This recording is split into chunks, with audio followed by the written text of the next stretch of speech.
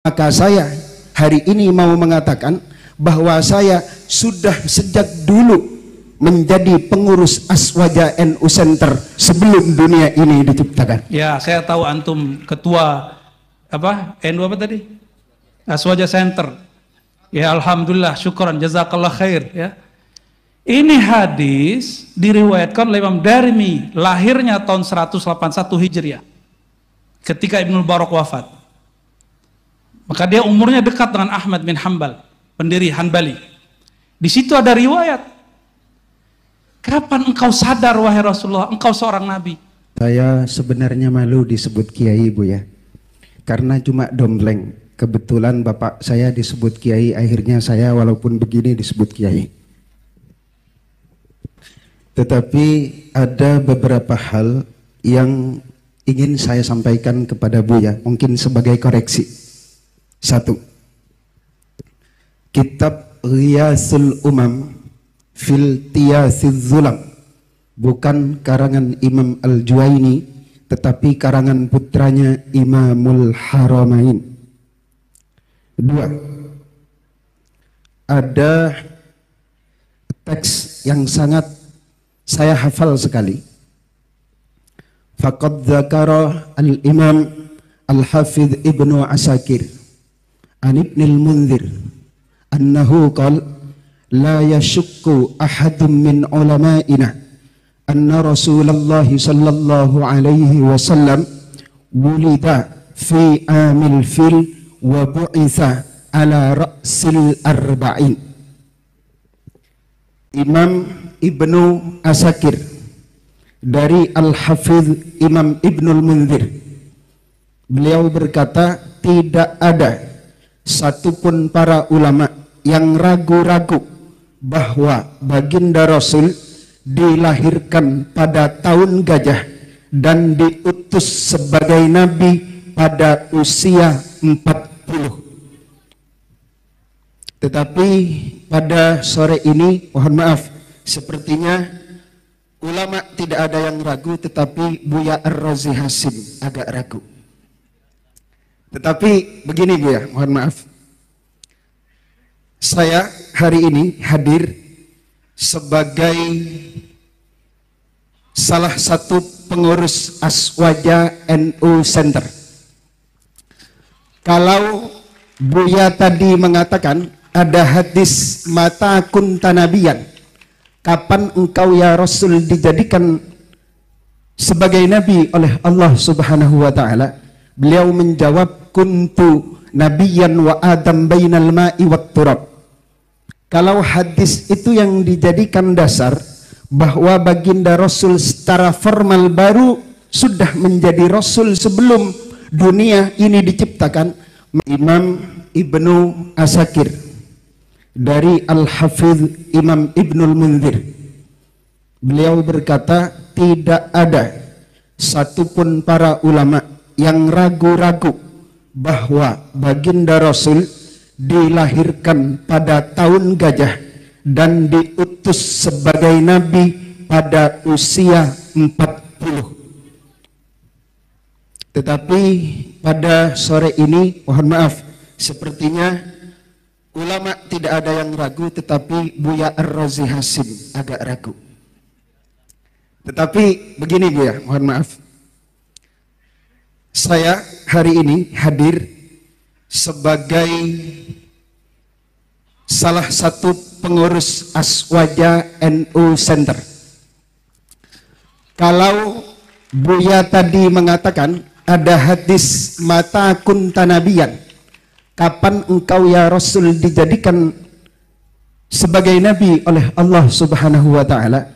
Beliau menjawab, kuntu nabiyan wa adam bainal ma'i wat turab. Kalau hadis itu yang dijadikan dasar bahwa baginda Rasul secara formal baru sudah menjadi Rasul sebelum dunia ini diciptakan, maka saya hari ini mau mengatakan bahwa saya sudah sejak dulu menjadi pengurus Aswaja NU Center sebelum dunia ini diciptakan.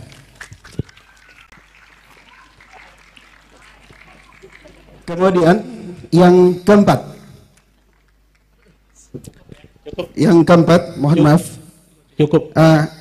Kajian kita pada sore hari ini sepertinya bukan tentang urgensi kitab kuning dalam berbangsa dan bernegara, tetapi lebih ke pembahasan urgensi thariqah dalam berbangsa dan bernegara.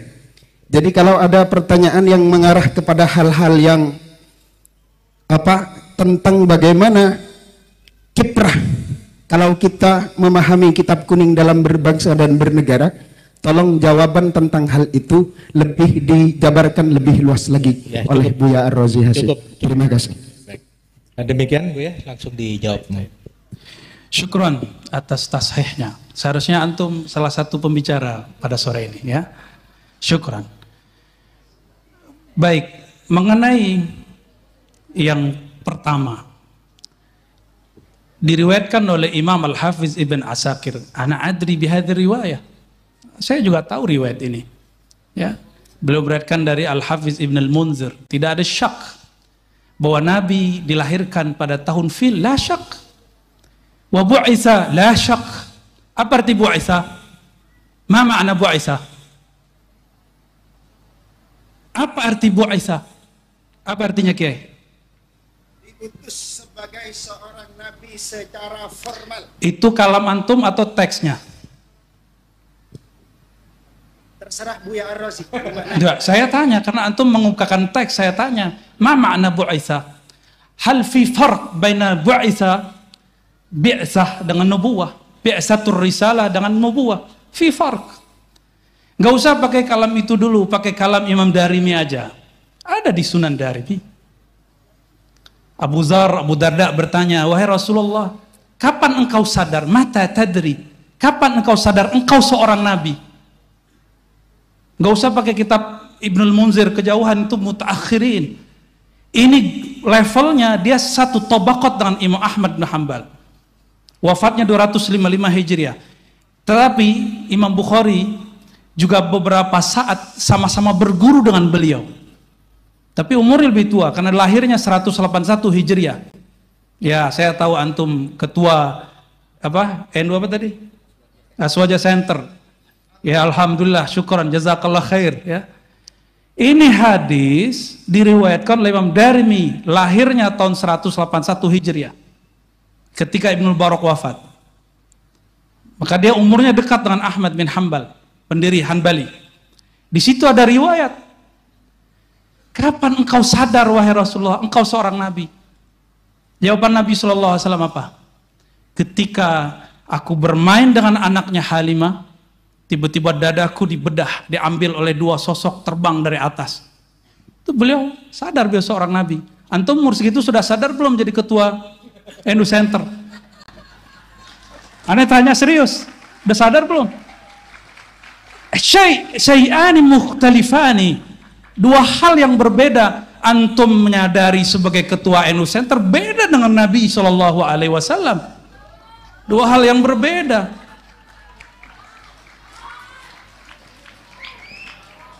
Ada. Apakah kalam Ibnul Munzir yukhalifun Nabi SAW?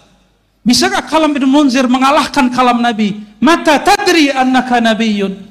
Kapan engkau tahu engkau seorang Nabi SAW? Gak bisa. Maka kalam itu bukan Ibnul Munzir yang salah. Anta mukhti fi fahmi ma'na al-bi'tsah. Kita berbicara bab nubuwah, la bi'tsah ya akhi. Ya, kita nggak ngomong tentang bi'tsah muttafaq annahu bu'isa fil arba'in. Ini aneh sengaja bil Arabian dijawab biar yang lain nggak paham juga yang lain. Ya, bainana mahabbah baini wa bainak. Baik. Khalas. Apa lagi?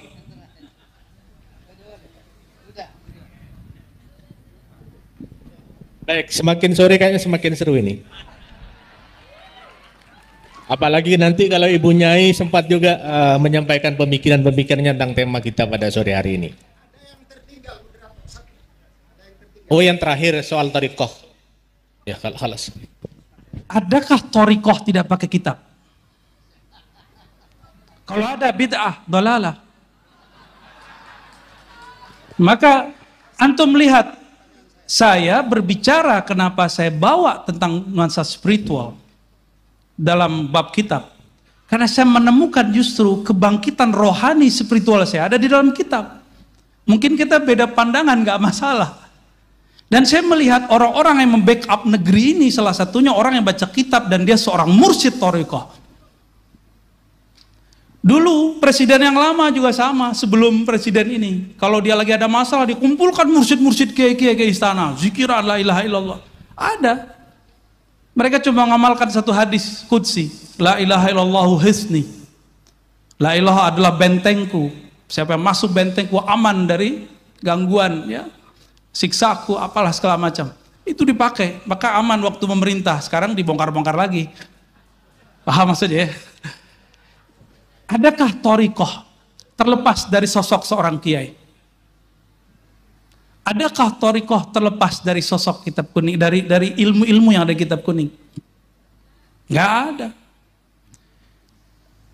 Saya yakin, hakul yakin, antum pasti belajar sejarah. Kerajaan Banten dulu dipimpin rajanya, sultannya seorang sufi dan mengajar kitab. Di Banten ada Sultan Hasanuddin. Sanad-sanad kita, beberapa kitab ke beliau sebenarnya. Sanad thariqah. Mereka memimpin negara seorang sufi. Di Riau, di Kalimantan, di Aceh, semuanya, hampir semuanya. Ya. Bahkan thariqah Sanusiyah, thariqah Naqsyabandiyah. Ya, bahkan di Maghrib itu apa aja ada thariqah. Tijani, Siddiqiyah Ghumariyah, Jazuliyah, Masya Allah. Dan raja-rajanya ngaji kitab, dipandu oleh kitab. Ya. Kenapa saya nggak banyak berbicara bab politik bernegara? Ya itu lebih paham beliau lah. Itu bagian ranah beliau. Takut lebih salah lagi saya kalau ngomong.